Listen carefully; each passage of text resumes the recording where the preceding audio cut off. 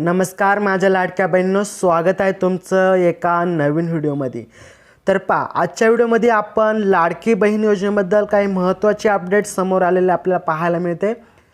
तीच अपडेट आपण पाहणार आहोत सविस्तर। परंतु आपल्या चॅनलवरती जर नवीन आला असाल तर नक्कीच क्रिएटिव्ह मराठी या लाडक्या यूट्यूब चॅनलला सबस्क्राईब करून घ्या आणि बाजू बेल आयकॉन देखील प्रेस करून टाका, जेणेकरून जेव्हा पण मी नवीन व्हिडिओ अपडेट घेऊन येईल त्याची नोटिफिकेशन सर्वात अगोदर तुम्हाला पाहायला मिळेल।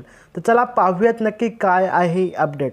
तर लाडकी बहीण योजनेबाबत मोठी अपडेट आदिती तटकरे यांनी दिलेली आहे। महत्त्वाची बातमी नक्की काय आहे पहा सविस्तर पुढे।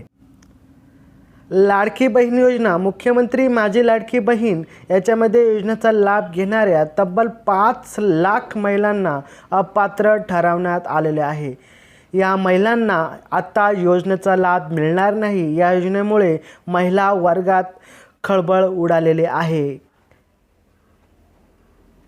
पुढे पहा, अपात्र महिलांकडून पैसे वसूल होणार का आणि ते झाले तर कशा प्रकारे वसूल होऊ शकतात याबद्दल थोडक्यात पाहूयात। अपात्र ठरलेल्या महिलांकडून यापूर्वी वितरित करण्यात आलेले पैसे वसूल केले जाणार का, असा महिलांचा दावा केला जात आहे। असा प्रश्न अनेकांना पडलेला देखील आहे।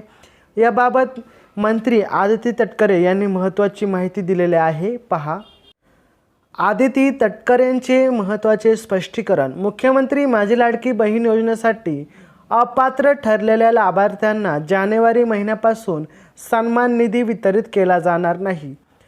तथापि कल्याणकारी राज्याची संकल्पना पुढे नेत असताना लाभार्थ्यांच्या खात्यात यापूर्वी जमा करण्यात आलेला जो सन्मान निधी परत घेणे उचित ठरणार नाही, असं देखील त्यांनी स्पष्ट केलं आहे।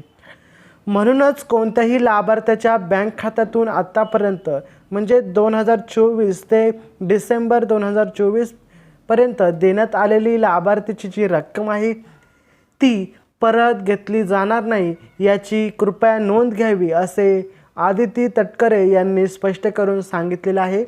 त्यामुळे महिलांना इथे एक दिलासा मिळणार आहे की आपले जे पैसे आत्तापर्यंत मिळालेले आहेत ते परत घेतले जाणार नाही। आणि तसेच ज्या महिला लाभार्थीसाठी अपात्र ठरलेल्या आहेत त्यांना इथून पुढे म्हणजेच जानेवारीपासून पुढे आपल्याला हप्ता मिळणार नाही आहे, याचे देखील त्यांनी स्पष्टीकरण करून सांगितलेलं आहे।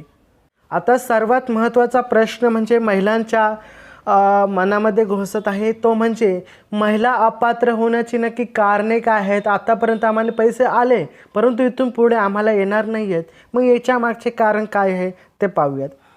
तर संजय गांधी निराधार योजनेच्या लाभार्थी असलेल्या महिलांना 2,30,000 रुपये भेटत असल्या कारणाने इथे महिला अपात्र झालेल्या आहेत। दुसरं, वय वर्ष 65 पेक्षा जास्त असलेल्या महिला 1,10,000 रुपये म्हणून इथे देखील महिला अपात्र ठरलेल्या आहेत।